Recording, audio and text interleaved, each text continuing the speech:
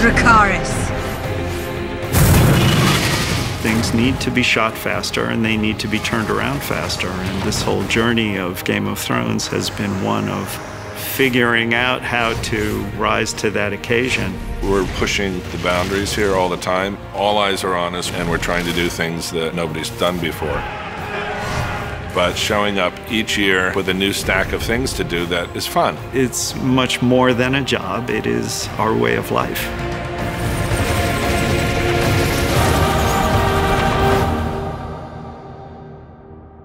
There's a lot about working on a project like this that's like joining the circus. We move 10,000 miles away from home and we put up our tent to put on our little show, and then we tear the tent down and move it somewhere else. We have 4 supervisors on the ground with us starting out.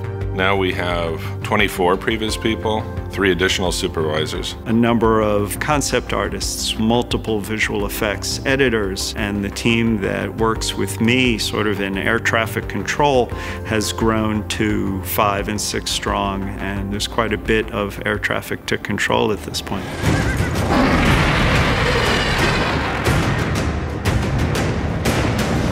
The biggest challenge for visual effects is defining what the workload is. From the scripts, we have a really good general idea of what we're doing, but for us, it comes down to the individual shots. Every shot defines a method. Seasons 2 and 3, we were looking at 600 and 800 shots in a given season.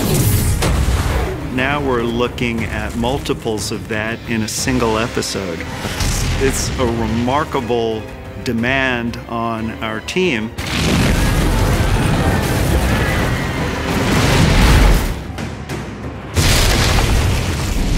It's hard to say what's my favorite shot because we've done so many, but the one that's in my mind right now is the frozen lake. Syrian does a strafe, which we follow, and then we tilt up just in time for Drogon with Dany on his back to land on the island, and we're running with the whites toward the dragon, and he strafes us and wipes us all out.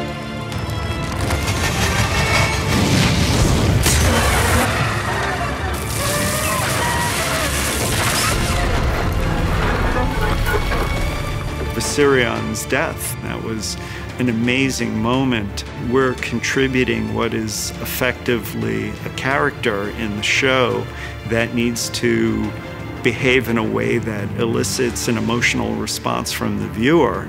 It's a really special thing as a visual effects person to be able to play that kind of a role. You can tell when the animators get very excited about what they're doing and they start making really gorgeous performance. When the Night King puts his hand on the dead dragon and the camera's scraping right along his scales. I mean, all of that had to look absolutely real. What I'm going to miss the most is the daily creative exercise. I'm not kidding, we've done more than 10,000 visual effects shots. I don't expect to ever be able to work with a group of people who are as devoted and talented and determined to do the best thing for this long. This is a once-in-a-lifetime perfect storm moment where a bunch of insanely creative people come together to pull out something that none of us thought could be done, would be done, should be done. What are we going to miss about it? Oh my God, all of that. This is certainly very memorable. I don't know what the emotional impact's going to be when we finally deliver the last shot, because I've been 100% living the show year-round for 5 years. I think it's going to be a big life change for everybody.